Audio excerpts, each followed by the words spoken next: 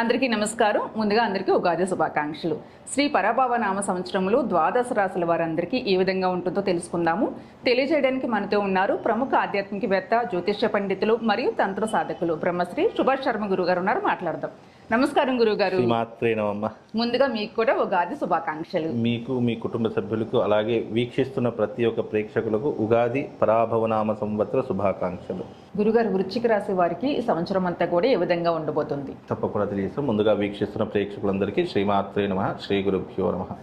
ఈ సంవత్సరం వృశ్చిక రాశి వారికి కనుక చూసుకున్నట్టయితే ముఖ్యంగా వీళ్ళకు 5వ స్థానంలో శని సంచారము, 9వ స్థానంలో గురు సంచారం నడుస్తుంది.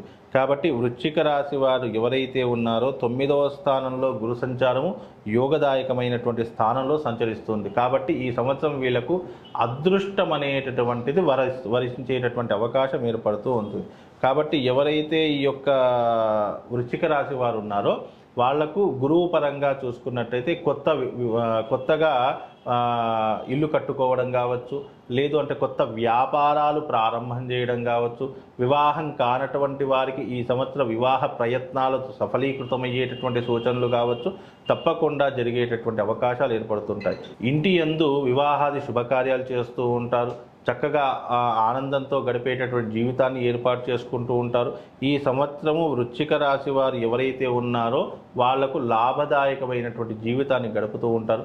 విహార యాత్రలు చేస్తూ ఉంటారు.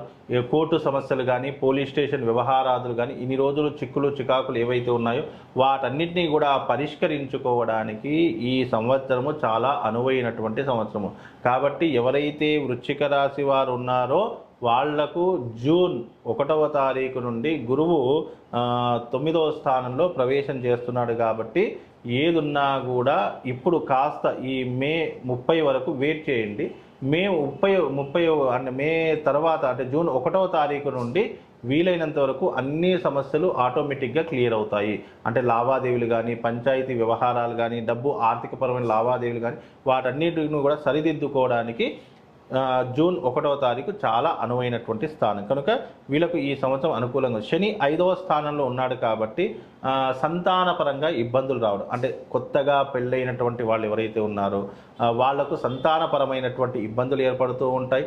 అలాగే వీలైతే సంతానం వల్ల తల్లిదండ్రులకు ఏదైనా నష్టం జరిగేటటువంటి సూచనలు కూడా, అంటే ఎవరైతే వృశ్చిక రాశి వారు ఉన్నారో వాళ్ళకు పుట్టినటువంటి సంతానం వల్ల బెట్టింగ్ యాప్స్లో కానీ, లేదు అనంటే కనుక చెడు వ్యసనాల ద్వారా కానీ, పిల్లల ద్వారా కానీ నష్టపోయేటటువంటి సూచనలు, అంటే కడుపున పెట్టినటువంటి పిల్లల ద్వారా నష్టపోయేటటువంటి సూచనలు ఎక్కువగా ఈ వృశ్చిక రాశిలో ఉంటాయి. కాబట్టి వృశ్చిక రాశి వారు ఎవరైతే ఉన్నారో పిల్లల్ని కనిపెట్టుకునే ప్రయత్నం చేయండి. తద్వారా వాళ్ళకు శుభం లాభం కలుగుతుందమ్మా. సరే గురుగారు, నమస్కారం. శ్రీమాత.